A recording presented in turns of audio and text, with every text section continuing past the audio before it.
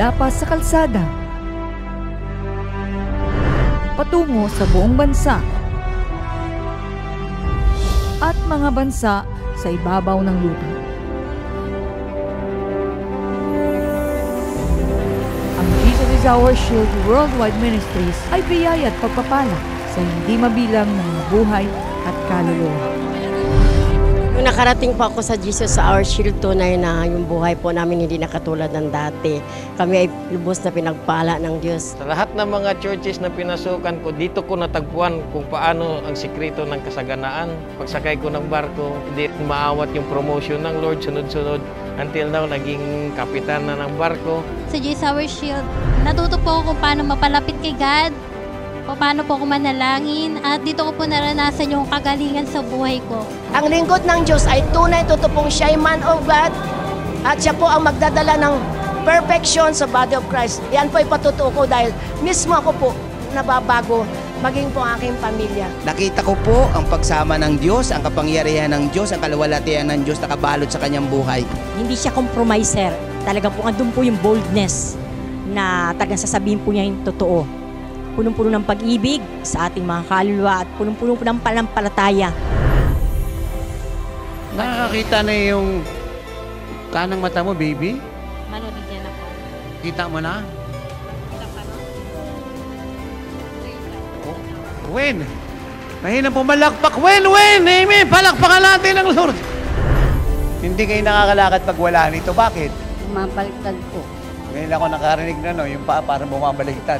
Kaya pag lumalakad siya, hirap. Kaya kailangan nyo ito. Kailangan.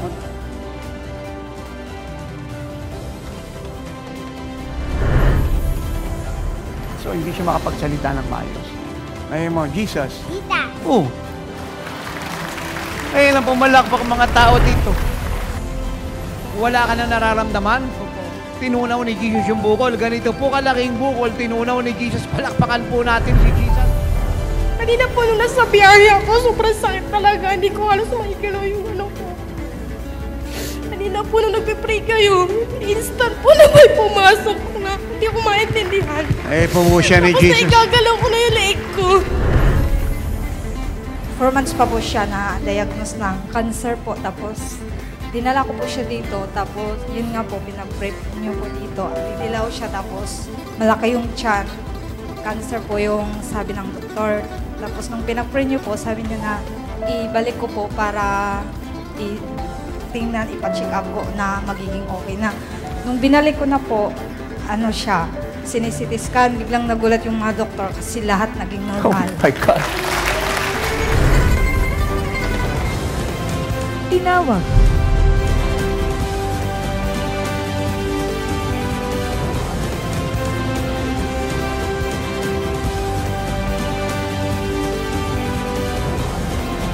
Pinili.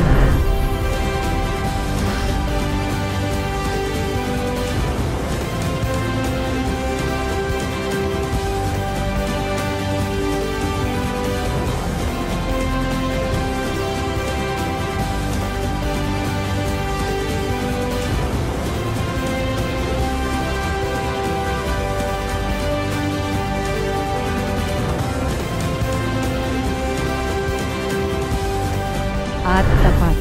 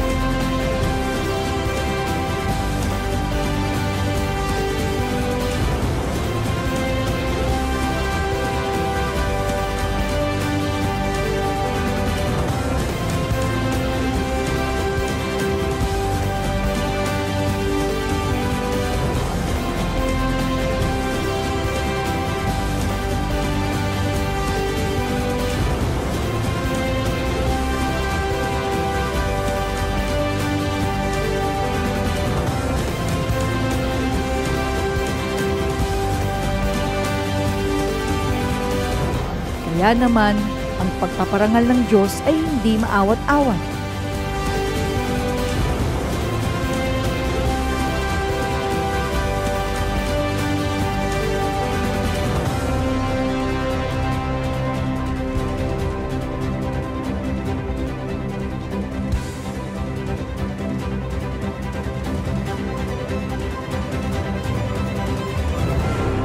mga nagmimithing maranasan ng Diyos ng himala, biyaya at pagpapala.